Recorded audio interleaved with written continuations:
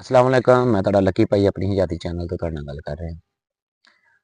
ਗੱਲ ਇਹ ਕਰ ਰਹੇ ਹਾਂ ਕਿ ਜ਼ਿਮੀਦਾਰਾਂ ਦੀ ਕਿਦੋਂ ਮਤਲਬ ਕਿ ਗਰਮ ਤਬੀਅਤ 'ਚ ਹੁੰਦੇ, ਕਿਦੋਂ ਮਤਲਬ ਕਿ ਖੁਸ਼ ਤਬੀਅਤ 'ਚ ਹੁੰਦੇ।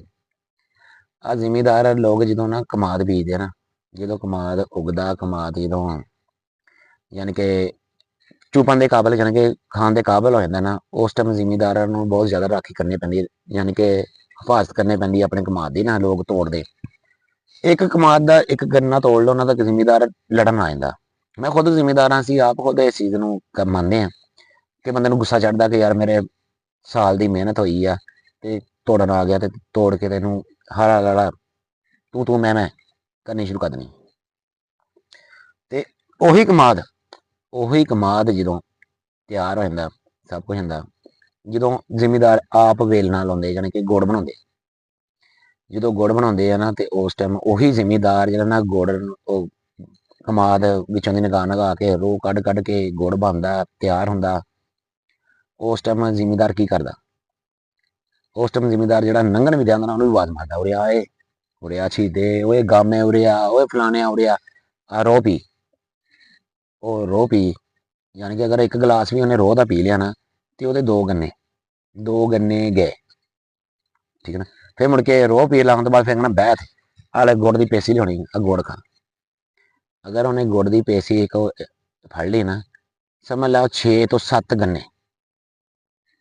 7 ਗੰਨੇ ਉਹਦੇ ਗਏ। ਕੀ ਸੀ ਉਸ ਟਾਈਮ? ਉਹ ਖੁਸ਼ ਹੁੰਦਾ ਕਿ ਮੇਰੀ ਫਸਲ ਤਿਆਰ ਹੋ ਗਈ ਆ, ਮੇਰੀ ਫਸਲ ਜਿਹੜੀ ਨਾ ਇਸ ਟਾਈਮ ਯਾਨੀ ਕਿ ਤਿਆਰ ਹੋ ਕੇ ਉਹਦਾ ਮੈਂ ਤਿਆਰੀ ਕਰ ਰਿਹਾ ਵਾਂ। ਉਸ ਟਾਈਮ ਜ਼ਿਮੀਦਾਰ ਹੁੰਦਾ ਫੁੱਲ ਖੁਸ਼। ਖੁਸ਼ੀ ਦੇ ਵਿੱਚ ਉਹ ਆਪਣਾ ਇਹ ਨਹੀਂ ਦੇਖਦਾ ਕਿ ਇੱਕ ਗੰਨਾ ਜਾ ਰਿਹਾ, ਦੋ ਜਾ ਰਹੇ, ਉਦਾਂ ਇੱਕ ਗੰਨੇ ਤੋਂ ਵੀ ਲੜਨ ਦਿਆ ਹੁੰਦਾ, ਠੀਕ ਹੈ ਨਾ। ਉਹਦੀ ਉਹ ਖੁਸ਼ੀ ਹੁੰਦੀ ਆ ਉਸ ਟਾਈਮ। ਸਿਆਣੇ ਦੀ ਕਹਾਵਤ ਨੇ ਕਿ ਜ਼ਿਮੀਦਾਰ ਇੱਕ ਗੰਨਾ ਤੋੜਨ ਲੱਗੇ ਲੜਦਾ ਵਾ, ਤੇ ਗੁੜ ਦੀ ਪੇਸੀ ਦੇਣ ਲੱਗੇ ਨਹੀਂ ਲੜਦਾ। ਉਸ ਟਾਈਮ ਖੁਸ਼ ਹੋ ਕੇ ਦੇ ਦੂ। ਉਸ ਟਾਈਮ ਉਹਦੀ ਫਸਲ ਦਾ ਰਿਜ਼ਲਟ ਨਿਕਲ ਰਿਹਾ ਹੁੰਦਾ, ਰਿਜ਼ਲਟ ਨਿਕਲਣਾ ਸ਼ੁਰੂ ਹੋ ਗਿਆ। ਉਹਨੂੰ ਪਤਾ ਹੁੰਦਾ, ਆਸ ਉਮੀਦ ਹੁੰਦੀ ਹੈ ਕਿ ਰੱਬ ਦੇ ਘਰ ਦੇ ਵਿੱਚ ਕਿ ਹੁਣ ਮੈਨੂੰ ਰੁਪਈਏ ਆਉਣੇ ਆ, ਠੀਕ ਹੈ ਨਾ। ਤੇ ਜਦੋਂ ਮਤਲਬ ਕਿ ਉਹਨੇ ਹੱਥ ਨਹੀਂ ਆਪਣਾ ਮਤਲਬ ਕਿ ਵੱਢਣਾ ਸ਼ੁਰੂ ਨਹੀਂ ਕੀਤਾ ਹੁੰਦਾ, ਉਸ ਟਾਈਮ ਉਹਨੂੰ ਅਸੀਂ ਕਹਿੰਦੇ ਹੱਥ ਨਹੀਂ ਲਾਇਆ। ਜਦੋਂ ਆਪਣੇ ਮਾਲ ਨੂੰ, ਉਹਨੇ ਆਪਣੇ ਚੀਜ਼ ਨੂੰ ਹੱਥ ਨਹੀਂ ਲਾਇਆ ਹੁੰਦਾ ਨਾ, ਉਸ ਟਾਈਮ ਤੇ ਜਦੋਂ ਕੋਈ ਚੀਜ਼ ਨੂੰ ਤੋੜਦਾ ਨਾ, ਉਸ ਟਾਈਮ ਉਹਨੂੰ ਗੁੱਸਾ ਆਉਂਦਾ, ਕਿਉਂਕਿ ਉਹਨੇ ਲੱਖਾਂ ਰੁਪਈਆ ਲਾਇਆ ਹੁੰਦਾ ਤੇ ਮੁੜ ਕੇ ਉਹ ਇਕੱਠੇ ਕਰਨੇ ਹੁੰਦੇ ਆ। ਅਜੇ ਉਹਨੇ ਤੋੜਿਆ ਨਹੀਂ ਹੁੰਦਾ, ਵੱਢਿਆ ਨਹੀਂ ਹੁੰਦਾ, ਕੁਛ ਕੀਤਾ ਨਹੀਂ ਹੁੰਦਾ, ਤੇ ਜਦੋਂ ਕੋਈ ਕਰਦਾ ਨਾ ਫਿਰ ਦੁੱਖ ਹੁੰਦਾ, ਤੇ ਉੱਥੋਂ ਆਣ ਕੇ ਫਿਰ ਉਹ ਜ਼ਿਮੀਦਾਰ ਲੜਦਾ ਹੁੰਦਾ। ਤੇ ਇੱਕ ਖੁਸ਼ੀ ਟਾਈਮ ਦੇ ਵਿੱਚ ਇੱਕ ਸ਼ਾਮਲ ਹੋਵੋ ਨਾ, ਤੇ ਅਗਲਾ ਵੀ ਉਨਾ ਜ਼ਿਆਦਾ ਰਿਸਪਾਂਸ ਦਿੰਦਾ।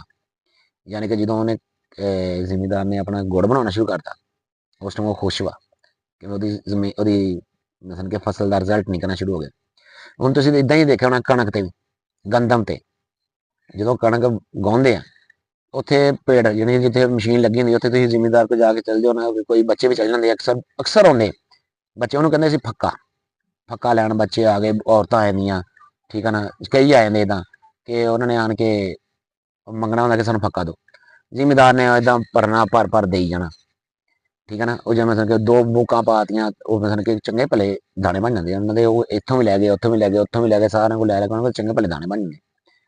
ਇਹ ਹੁੰਦੀ ਆ ਖੁਸ਼ੀ ਟਾਈਮ, ਕਿਸੇ ਦੇ ਸ਼ਾਮਲ ਹੋਵੋ ਤੇ ਬਹੁਤ। ਜਦੋਂ ਹੁਣ ਤੁਸੀਂ ਉਹਦਾ ਰਿਜ਼ਲਟ ਨਹੀਂ ਨਿਕਲਿਆ, ਤੁਸੀਂ ਪਹਿਲੇ ਆਪਣਾ ਹੀ ਕਹਿ ਦੋਗੇ ਭਾਈ ਮੈਨੂੰ ਪਹਿਲੇ ਕਣਕ ਦੇ, ਉਹਨੇ ਤੇ ਗੁੱਸੇ ਹੀ ਹੋਣਾ, ਫਿਰ ਉਹਨੇ ਗਾਲਾਂ ਹੀ ਕੱਢਣੀਆਂ। ਜਦੋਂ ਤੁਸੀਂ ਜਾ ਕੇ ਉੱਦਾਂ ਜਾ ਕੇ ਥੋੜੀ ਜਿਹੀ ਕਣਕ ਤੋੜੋ, ਉਹਨੇ ਗੁੱਸੇ ਹੀ ਹੋਣਾ। ਜਦੋਂ ਮਸ਼ੀਨ ਲੱਗੀ ਆ, ਸਾਰਾ ਕੁਝ ਉਹਨੂੰ ਰਿਜ਼ਲਟ ਆ ਰਿਹਾ ਹੁੰਦਾ। ਇਸ ਵਾਸਤੇ ਜ਼ਿਮੀਦਾਰ ਕਦੀ ਕਿਸੇ ਦਾ ਨਹੀਂ ਇੱਦਾਂ ਬੁਰਾ ਭਲਾ ਐਵੇਂ ਨਹੀਂ ਕਹਿੰਦੇ, ਲੇਕਿਨ ਉਹਦਾ ਇੱਕ ਟਾਈਮ ਟੇਬਲ ਹੁੰਦਾ ਵਾ ਕਿ ਟਾਈਮ ਟੇਬਲ ਜ਼ਿਮੀਦਾਰ ਨੂੰ ਕਿਸ ਟਾਈਮ ਖੁਸ਼ੀ ਆ, ਕਿਸ ਟਾਈਮ ਨਹੀਂ। ਹੁਣ ਇੱਕ ਮਿਸਾਲ, ਇੱਕ ਮਾੜਾ ਘਰ ਆ, ਬੰਦਾ ਉਹਦੇ ਕੋਲ ਚਲੇ ਵੀ ਜਾਵੇ ਨਾ ਕਿ ਚੌਧਰੀ ਤੂੰ ਜ਼ਮੀਨ ਥ੍ਰੈਸ਼ਰ ਲਾਈ ਆ, ਉਹਨੂੰ ਰਿਜ਼ਲਟ ਅੱਛਾ ਮਿਲ ਰਿਹਾ ਵਾ, ਤੇ ਉਹਨੂੰ ਕਿਹਾ ਯਾਰ ਮੈਨੂੰ ਥੋੜੇ ਦਾਣੇ ਦੇ, ਖੁਸ਼ੀ ਪੈ ਤੈਨੂੰ ਬੋਰਾ ਹੀ ਚੁਕਾ ਦੇ, ਕੱਲ ਬੋਰੇ ਲੈ ਸਮਝ। ਇਹ ਇੱਕ ਟਾਈਮ ਟੇਬਲ ਹੁੰਦਾ ਵਾ, ਇੱਕ ਜਗ੍ਹਾ ਹੁੰਦੀ ਆ, ਮੈਂ ਨਹੀਂ ਰੱਖਦੀ ਹੈ ਕਿ ਤੁਸੀਂ ਕਿੱਦਾਂ ਦੀ ਜਗ੍ਹਾ ਤੇ ਕੀ ਕਰ ਰਹੇ ਆ। ਅਗਰ ਗਲਤ ਤਰੀਕੇ ਨਾਲ ਕਰੋਗੇ ਤੇ ਉੱਥੇ ਲੜਾਈ, ਤੇ ਅੱਛੇ ਤਰੀਕੇ ਨਾਲ ਕਰੋਗੇ ਤੇ ਅੱਛੀ ਚੀਜ਼। ਬਾਕੀ ਦੁਆ ਯਾਦ ਰੱਖਿਓ। ਬੜੀ ਮਿਹਰਬਾਨੀ। ਅੱਲਾ ਹਾਫਿਜ਼।